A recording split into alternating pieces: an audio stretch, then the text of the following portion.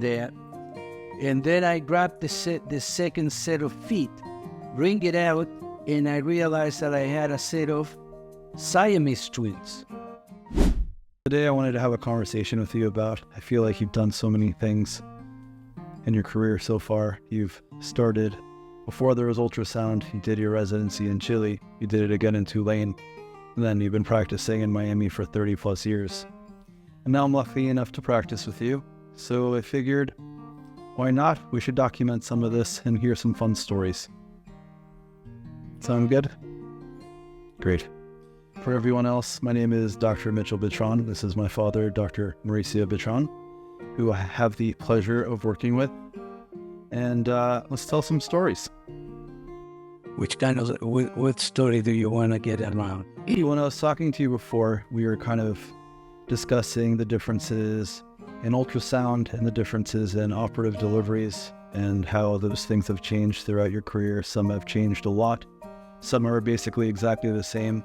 And I remember you telling me this story back in Tulane in your first residency program of, it's quite an interesting story where I think he used both. About the twins. Yeah, about the twins, yeah.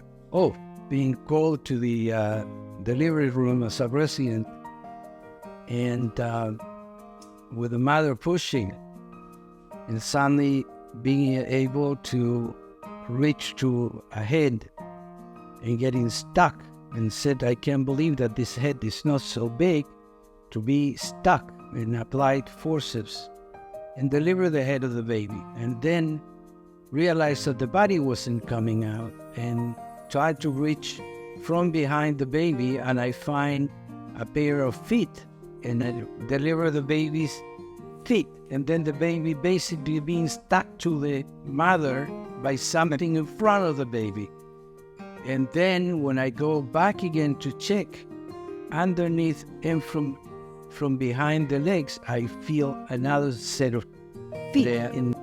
And then I grab the second set of feet, bring it out, and I realized that I had a set of Siamese twins, that they were linked by the chest and part of the abdomen. And it happened to be that they had one heart with 6 cavities. And instead of being 9 months, this mother was in reality 7.5 months. I came from home and without a history of any prenatal care. These babies were brought to the NICU. They tried, in the mid-80s, tried to separate them, but they did not survive. So question, how did they not know about this beforehand? Did they do any ultrasound? We didn't have ultrasound in the unit at that time. What year is this? 84, 85. So it's amazing because there was one heart. They couldn't pick up that there was 2 babies. Exactly, because there was one heart at the end. There was no 2. Then it appeared to be a baby of 9 months, but it wasn't 9 months. Remember, she hadn't had any prenatal care. The good thing is, if this had been suspected, we would have had to do a cesarean, and at that time, with a big cut from top to bottom, her uterus would have been probably limited for the future. Then luckily, now she was able to get pregnant again and deliver normal, without a C-section, and without a scar, a vertical scar in the uterus, which is dangerous. Amazing. So tell me then, going from there, I know that was during your second residency, how has ultrasound changed the way you practice since your first residency in Chile through seeing the first ultrasounds to what we do now in our practice? Well, imagine that all what we had were our hands. In my first residency, at least for the first and second year, and we had a tape measure that I still use till today, and a stethoscope made out of wood. And poor mother wasn't even able to hear anything. And it was just a feeling that poor mother was excluded. Then I just happened to take my regular stethoscope and make them listen to what I was listening. And then suddenly we have this first machine called ultrasound that you couldn't believe that you were seeing a head at 9 months of pregnancy, and forget about seeing the placenta yet. And then we saw the progression of the technology, then we saw the placenta, and then we started to recognize the organs of the baby and the amniotic fluid and learning about their functioning. And today is just, it makes my hair stick up when I see such a clear picture in a 4D of a baby showing expressions, showing activity, and how they respond to our touching, how they respond to our sounds. And something that could only be done by sticking a scope into the cavity of the baby, and depending on the position that you could see. But nowadays we see from top to bottom, from side to side, and we discover so many more things today that we still don't know even what to do, because there's so much that we're seeing that we never even suspected. Then it's been amazing, I would say, for us, and also to see the parents reacting happy and sometimes even crying because they couldn't even believe it. Like today, I had a mother crying because never thought that that could happen. Yeah, well, what's amazing to me is how far we've come. And actually, seeing you every time you ultrasound, it's like the first time you've ever seen a baby. The excitement you see. And it's always fun to see the patient's face wondering, is this like the first ultrasound you ever done? Because the joy and excitement that they see every time you do an ultrasound.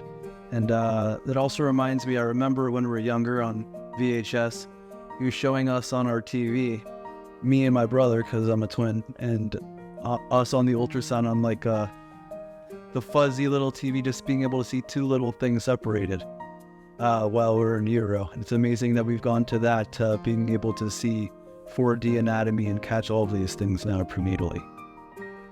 So it's quite a big thing. How else has it helped you diagnostically? And also, how has it helped you like diagnostically, and how have you found it change with the patients? Because I'm imagining you there with a stethoscope, and now we go listen to the baby on some appointments with just a Doppler, and they're asking, where's the ultrasound? Right. Yeah.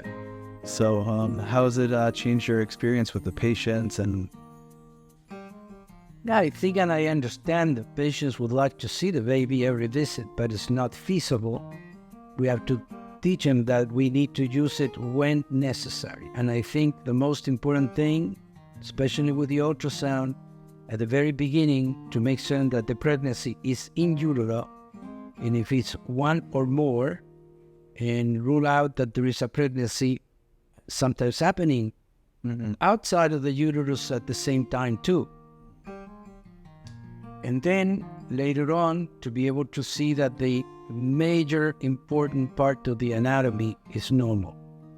And specifically, the most fearful thing that we had was placenta previa, that we had no way to diagnose in the past. And at the same time, it allows us to look into certain anomalies or malformations on the babies that could be either cared during the pregnancy or after the pregnancy, and be more prepared for that special care. And not necessarily all of them being lethal, or not necessarily all of them just as a mean to get a termination of pregnancy. There are lots of other things that can be done. How did you guys find placenta previa previously, before an ultrasound? Unfortunately, it was called the double setup. The only way to know, because they develop bleeding, is to take them to the operating room and go and do an exam and feel with our hands if the placenta was covered, and be prepared right there to do an immediate cesarean section. It's amazing how we're able to prevent all these things now by Absolutely. Now we deliver them much earlier, because we cannot forget that the life of the mother comes first. And we need to protect her from getting into a major catastrophe. And on top of that, we find other issues with the umbilical cord that could be presenting before the baby, and the baby sometimes being higher up. Then that those things you have to care in a different way. And there are so many more things that are being discovered today in the way they cord also implants in the placenta. And if it's partially doing it and then misplaced or placed so at the edge of the placenta that I think we have a tremendous luxury. And for the same reason, I think people need to mature that there are certain things that are not necessarily dangerous. And everybody walking around, they saw a cord around the neck, which I prefer to say when it's not, that it's not. But when it's there, I prefer not to even mention that because that brings so many fears in the mother. But then it's part of the practice of medicine. That's fair. I mean, how often do you have a cord around the neck? 30%. 3%? I know I've had 4 myself, and they come out. It's always a surprise when you're trying to take one cord off, and there's another cord, and then another one. And they come out. It's absolutely incredible. The other part of that story that I think you mentioned was the forceps. And forceps are interesting because we use them in our practice. We think they're highly beneficial for the right patient in the right situation. How has that changed? Has that changed at all in your career in practice? How do you find it useful? Who are those usually good for? And what's a right situation? Well, operative deliveries and the use specifically of forceps is like saying either you learn to fly the plane and you need to know a lot before you fly the plane. They could be a tremendous help, and it could be a very dangerous instrument in the wrong hands. And for that, we add something that I did not have in my training here, an extensive learning about the pelvic anatomy, the physiology, the way the baby confronted the pelvis. In this way, we were able to understand why sometimes these babies would not come out on time at a level that trying to deliver them by cesarean could become a worse problem for the baby and the mother. The original forceps that came from France, that they had different kinds, were times where cesarean section were lethal. Then they had to find a way to compress the head of the baby, get the baby out, even if it was dead. And unfortunately, the word forceps is like mentioning strength against a big barrier. But in our times, when we talk about forceps, usually is deep into the pelvis in a scenario where the baby is having the highest challenge to make it out. And sometimes the heart rate goes down deeply, and we have an ability to bring them out quicker than what they're able to push the baby out. By improving the positioning, the level of flexion of the head, the siding of the head, and in this way to allow for a more physiological delivery, if we were to call it. But people need to learn quite a bit of pelvis, anatomy of the baby, positioning of the baby, and they have to have enough training feeling them. And today we have the advantage with ultrasound also, that we can have a much better evaluation of those elements. I know personally I usually use an ultrasound before I use the forceps to just be extra clear. But in your situation, just for everyone who's listening, would you put a forceps on anyone, or is it specific situations that you use them? Basically, when they're deep in the pelvis, and one, because the baby gets stuck due to the head going this way instead of going this way, that we correct that and the mother pushes the baby out. Yeah. Or when the heart rate drops so bad that we need to get the baby out to save more of the neurons. Yeah, so it's just to be clear, if there's no issues and the baby's coming, we let the baby come. Exactly. But if the baby's very low in the pelvis and the mom needs a little help, and it's either doing forceps or a C-section, and a time when a C-section would be very morbid and a not good situation for the baby or the mom, the forceps are a very valuable tool. Is that what you're... Oh, right. People don't think, I prefer to do the cesarean because they say I feel safer with a cesarean, but we have to take you from the room to the operating room, and because you, mommy, come first. We cannot just do whatever with you because we need to be secure that we're putting and giving you the right anesthesia, and we have to prep you properly. Here, we're right there in front of the baby. We have our instruments at hand, and it just takes few movements to be able to get the baby out.